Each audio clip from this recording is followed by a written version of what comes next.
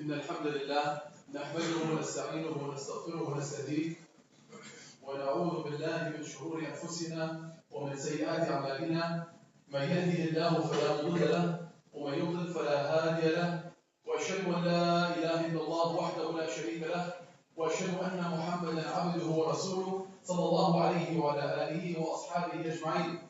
يا أيها الذين آمنوا اتقوا الله حق تقاته ولا تموتن إلا وأنتم مسلمون. يا أيها الناس اتقوا ربكم الذي خلقكم من نفس واحدة وخلق منها زوجها وبث منهما رجالا كثيرا ونساء واتقوا الله الذي تساءلون به والأرحام إن الله كان عليكم رقيبا. يا أيها الذين آمنوا اتقوا الله وقولوا قولا سديدا يصلح لكم أعمالكم ويغفر لكم ذنوبكم ومن يطع الله ورسوله فقد فاز فوزا عظيما. أما بعد، فإن أصدق الحديث كلام الله وإن خير الهدي هدي محمد صلى الله عليه وسلم وشر الأمور محدثاتها وكل محدثة بدعة وكل بدعة ضلالة وكل ضلالة في النار. ثم أما بعد. Dear brothers and sisters, today I wanted to dedicate this khutbah, this jummah, to an epidemic, a widespread calamity that has affected and will affect the young and the old, the rich and the poor, the Muslim and the non-Muslim. A calamity that the World Health Organization calls the biggest killer, more than the Ebola virus, more than cancer, more than any other disease. The calamity of grief and sorrow and depression. That sadness that people feel in this dunya. And when it comes to this calamity, there's two extremes. And there's the middle path like everything. One extreme will try to deny. You're a believer. You can't be sad. You have iman. You can have grief. You can have sorrow. You're supposed to have iman. And the other extreme will try to cover up all of the sorrow and all of the grief. Temporary forms of relief. Drinking. A few hits will make the pain go away. Maybe if I start to exercise, I'll feel better. One temporary form of relief after another. Each one of them only increasing in grief and in sorrow and anxiety and depression. The Prophet Muhammad ﷺ, as Anas bin Malik narrates, used to always make the dua. He used to say, كَانَ يُكْثِرُ أَنْ يَقُولُ اللَّهُمَّ إِنِّي أَعُوذُ بِكَ مِنَ الْهَمِّ وَالْحَزَنِ. He used to always be saying, "Oh Allah, I seek refuge in you from two things, from ham and hazan." The scholars say one is about the past, and one is about the future. Ham deals with the future. Worry and anxiety about what's to come, not knowing what will come. So getting over anxious and over worried about tomorrow. What will I do? What is going to happen? Whereas hazan is for the past. Sadness and sorrow about what already happened. So the Prophet Muhammad ﷺ would always be making the dua, Allahumma inni a'udhu bika min al-hammi wal-hazan. So sorrow and relief, it's a reality. Sorrow and grief and anxiety and even depression is a reality. When Ali ibn Abi Talib was asked about ashaddu khalq Allah, what is the greatest creation of Allah? What is the most powerful creation of Allah? He began listing, thinking out loud. He said, Al-Jibal, the mountains. Wal-Hadid yanhitu al-Jibal. But iron can break through the mountains. Then he said, وَالنَّارُ تَأْكُلُ الْحَدِيد. But fire can melt iron. وَالْمَاء يُطْفِئُ النَّارُ. Water can extinguish fire. Thinking of these great creations of Allah. And he went on and on, water. And the clouds that carry the water. And the wind that blows the water. Until he ended by saying, وَالْهَمْ. وَالْهَمْ يَمْنَعُ الْإِنسَانِ مِنَ النَّوْمِ.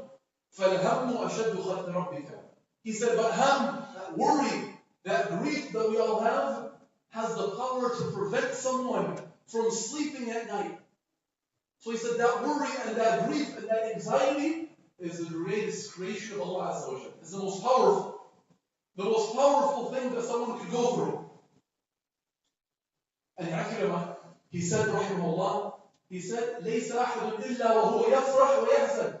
There's not a single one of us except for he'll go through times of happiness, joy, and times of grief and sadness. But what's the difference?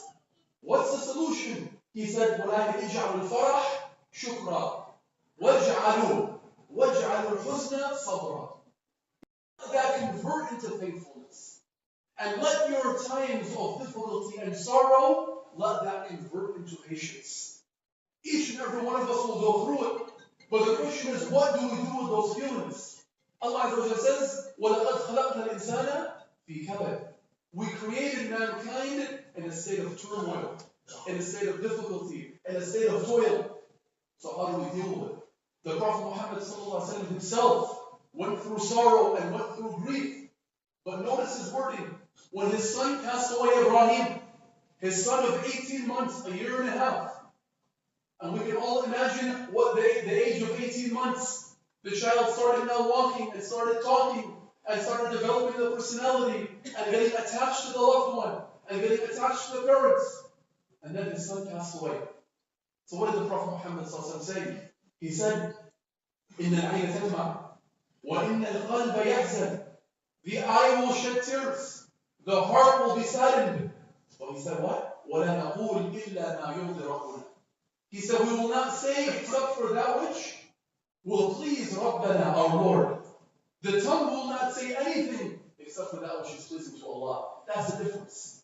The heart will be saddened at times in this dunya. The eye will shed tears. But what is the action going to be? What is the tongue going to say? What will we allow those emotions to turn into? In the beginning of Islam, the persecution against the Muslims was severe, was very, very difficult. The mocking, the killing. It got so severe that the Prophet Muhammad ﷺ thought, maybe it's me. Maybe it's something I'm doing. Maybe it's my character. Maybe I'm the one with the shortcoming. So Allah Azza wa Jalla revealed to lift up His spirit. He revealed the ayat, قَدْ نَعْلَمُ إِنَّهُ لَيَحْزُنُكَ الَّذِي يَقُولُونَ. We know it's causing you, O Muhammad, great grief what they're saying about you. We know it's causing you a lot of grief what everyone is saying about you. And then what came after that? فَإِنَّهُمْ لَا يُكَذِّبُونَكَ وَلَكِنَّ الظَّالِمِينَ بِآيَاتِ اللَّهِ يَجْحَدُونَ. But they're not disbelieving in you. It's not your fault, but the evildoers are rejecting the verses of Allah. So the Prophet Muhammad ﷺ was going through grief and sorrow and difficult times. The Sahaba would go through the same emotion during the Battle of Uhud. The ayat were revealed after the death of many of the Sahaba. The ayat were revealed, وَلَا تَهِنُوا وَلَا تَحْزَنُوا. Don't be weakened, don't be sad. وَتِلْكَ الْأَيَّامِ. These are the days. One day is for you, one day is against you. And before the Prophet Muhammad ﷺ, and before the Sahaba, all of the Prophets went through difficulty. They all went through times of sorrow, and times of trial, and times of sadness, and times of depression. But none is exemplified like the story that we have that Allah Azza wa Jalla calls أحسن القصص. The story of Prophet Yusuf alayhi salam. The best of stories. And we can take a lot of lesson from this story. Because in our day and time, so many people are complaining about sorrow and sadness and grief and depression. And sometimes if it's not channeled correctly, that will lead us to actions displeasing to Allah. And some actions that could be devastating. In the story that we all know, Yaqub alayhi salam lost his son. And we can imagine what that would be like. Many of us sitting here right now may have lost a family member, may have lost a son, a daughter. Yaqub alayhi salam lost the most beloved son that he had, Yusuf alayhi salam. And Yusuf eventually, again we all know the story, became the finance minister in Egypt. Years, decades went by.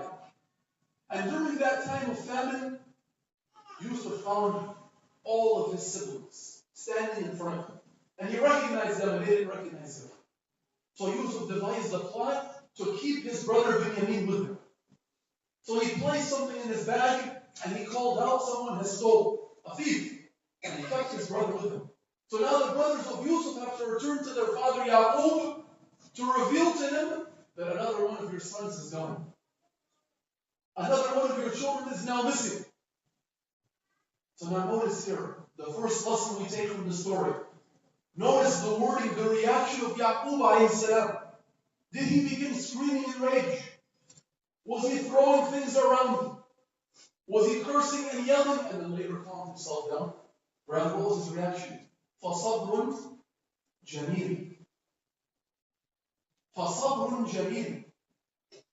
A beautiful form of patience. I'm going to enjoy it on myself, sabr, but not just any patience, the most beautiful form of patience. But isn't all sabr beautiful? The scholars say, no, الصبر الجميل هو الصبر بلا شكوى ولا جزع ولا سخط.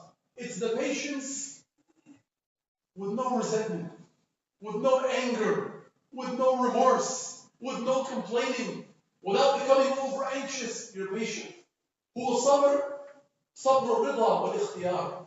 It's the sabr that you have to choose. You're not being patient because it's your only option.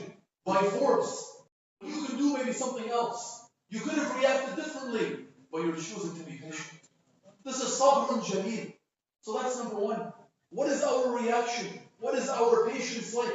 The Prophet Muhammad was even ordered by Allah, فَاصْبِرْ صَبْرًا جَمِيلًا. So have patience. What a beautiful form of patience.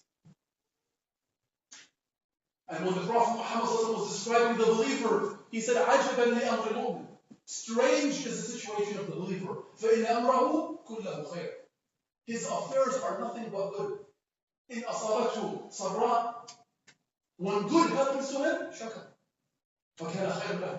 When good happens to him, he thanks Allah and it's good for him.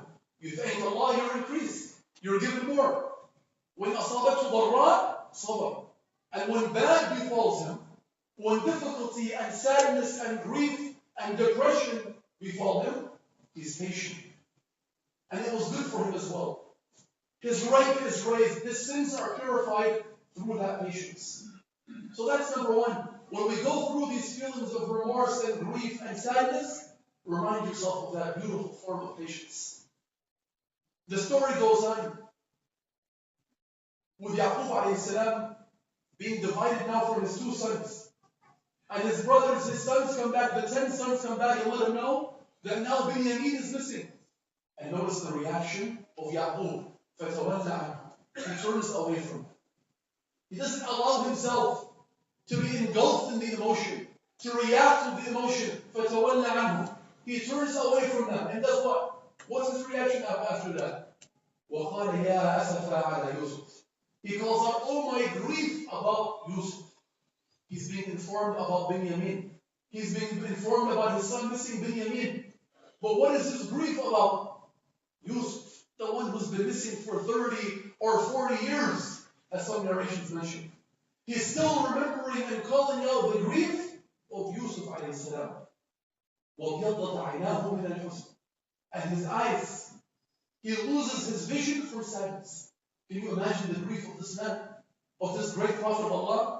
He is so saddened and so overtaken with grief and sadness, he goes blind. He loses his vision. Why? فَهُوَ كَظِيمٌ. Notice here the precise wording of the Quran. Not وَهُوَ كَظِيمٌ. Not جملة حالية while he was holding it in. فَهُوَ كَظِيمٌ. سببية. All of that emotion is because he's been holding it in this whole time. He's been suppressing that emotion. He's been having sabrun jameel. He's been having that beautiful patience for 30 or 40 years. And now he's losing his vision now. From the tears, from the emotion, from losing his second son. The second lesson that we learn from the story is sometimes our environment, our friends, even our own family may not help us. But that shouldn't change our sabrun jameel. When Yaqub alayhi salam reacts this way, what do his sons tell him? In the middle of this calamity, in the middle of this catastrophe, they said, قَالُوا تَاللَّهِ تَفْتَأُ تَذْكُرُ يُوسُف. They said, by Allah, You're still mentioning Yusuf. You're going to continue mentioning Yusuf حتى تكون حرضا أو تكون من الهالكين. You're going to keep mentioning Yusuf until you become paralyzed, or until you're destroyed, until you're killed. This is the reaction of the family around Yaqub. The ones that were supposed to be closest to him, his own sons. Rather than easing his pain, rather than helping him, they make it worse. So when we're going through difficulty, apply this to your life. Your own family members, your own friends, your own parents, your own children might make your situation more difficult. So what should you do? Where should you turn in that situation? Go to the very next verse. قال إنما أشكو بثي وحزني إلى الله. He says, I only will complain my difficulty. I will only turn with my complaints and my sadness to Allah. Turn to Allah Azza wa Jalla. Sometimes we get caught up with turning to everyone and anyone, trying to solve our problems on our own, rushing in a chaotic way to find a solution, forgetting to turn to Allah Azza wa Jalla. Yaqub, in the midst of all of this, having just lost his vision, with his own family not supporting him, having lost 2 of his sons, turns to Allah Azza wa Jalla. Will complain, will share his sorrow with only Allah Azza wa Jalla. And notice here, the next lesson we can learn, after all of that, does it stop there? Does Allah Azza wa Jalla want you to suppress all of your emotion, your sadness, your grief, to turn to Allah and complain to Allah and beg Allah and do nothing about it? He immediately turns to his sons, the very same ones that were mocking him, the very same ones that were getting angry and disgruntled. He turns to his sons and says, Ya bniya, idhabu fatahassasu. Oh my sons, go and search. Go and search for Yusuf and his brother. And then he's the one reminding them. And he says what? وَلَا تَيْأَسُوا مِنْ رَوْحِ اللَّهِ. Do not lose hope from the mercy of Allah.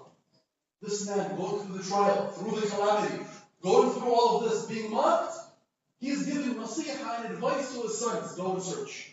Don't for decades. Go search for Yusuf and his brother. وَلَا تَيْأَسُوا مِنْ رَوْحِ اللَّهِ. Do not lose hope from the mercy of Allah. For whoever loses hope from the mercy of Allah, indeed, they are the disbelievers. They are the deniers of the truth. So there's a difference between sadness and losing hope. And finally, never forget the blessings that you do have. Never allow yourself to forget the blessings that you do have. When the Prophet Muhammad was going through the difficulty, in the midst of the worst calamities, in the beginning of Islam, when the revelation was cut off for 6 months, and he's yearning for the wahy, not sure what's going on, not sure where to turn or what to do, what did Allah Azza wa Jalla reveal? Surah Al-Duha.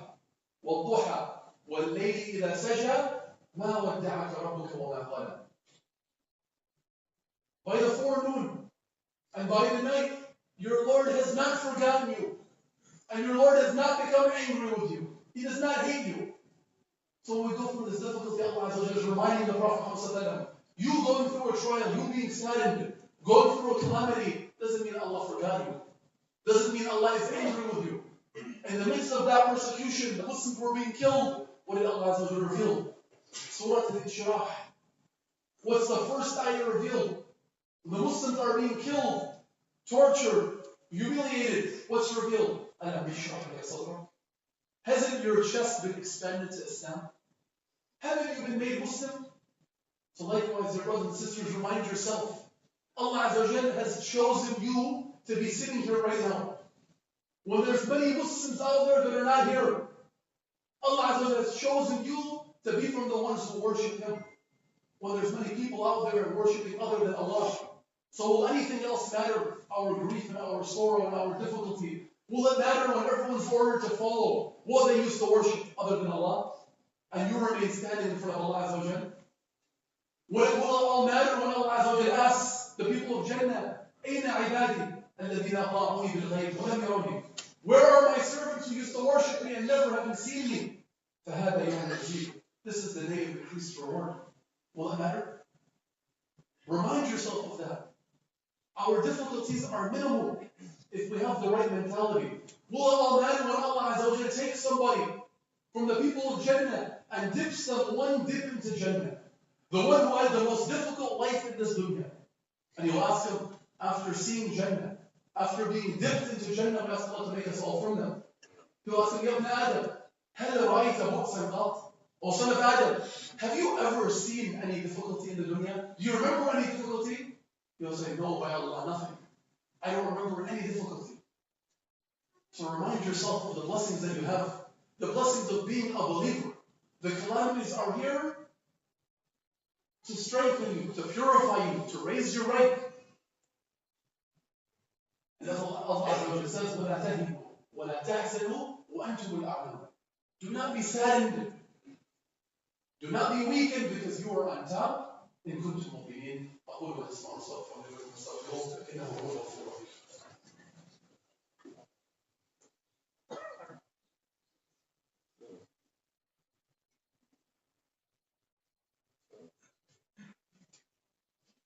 الحمد لله رب العالمين والصلاة والسلام على أشرف الأنبياء والمرسلين نبينا محمد وعلى آله وأصحابه ومن استنى بسنته واهتدى بهديه يوم الدين وبعد.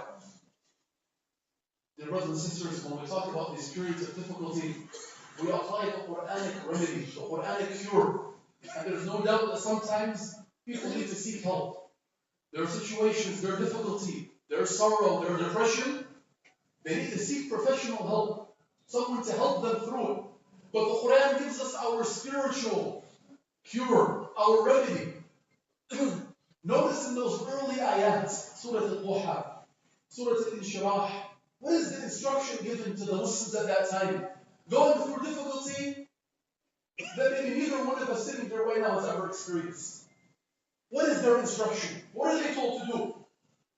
The only instruction given, after Allah Azza wa Jalla reminds the believers of their blessing, and of removing the sin, and of raising the rank, and that ease will come after difficulty, and that ease will come after difficulty. فَإِذَا فَرَغْتَ فَانْصَبْ وَإِلَىٰ رَبِّكَ فَارْغَب. So when you have free time, worship Allah, and keep your goals directed towards Allah. This is the instruction. Make sure that you're dedicating your time to ibadah. Don't allow that grief and that sorrow to build a barrier between you and Allah. Then it becomes a problem. If the sorrow brings you back to Allah and strengthens your ibadah and turns you to Allah in worship, in dua, in good deeds, then you've passed the test. You've been purified. You've been increased in your rank. The only instruction given is فَإِذَا فَرَغْتَ فَانْصَبْ وَإِلَىٰ رَبِّكَ فَارْغَب. Keep your goal directed to Allah Azza wa Jalla. And we find this common theme in the Quran. In another verse, when Allah reveals to the Prophet Muhammad that we know it's causing you great pain, what they're saying about you. It's causing your chest to become tightened, what they're saying about you. Allah gives the Prophet Muhammad 3 instructions. فَسَبِّحْ بِحَمْدِ رَبِّكَ. Number 1, glorify the praise of your Lord. Praise Allah Azza wa Jalla. Make tasbih, those words that will purify your sin, those words that will lead you to Jannah, the most beloved words to Allah. فَسَبِّحْ بِحَمْدِ رَبِّكَ. At that time of difficulty. And be from the ones who are prostrating. Make sure you're always prostrating. Analyze your sujood. Is your head on the ground? Are you worshipping Allah? When the Sahaba would come to the Prophet Muhammad and ask him for shafa'ah, and ask him for companionship in Jannah, he would say, أعني على نفسك بكثرة السجود. Help me to help you by increasing your sujood. واسجد واقترب. Prostrate and draw closer to Allah through the prostration. Number 2, tasbih, prostration and salah.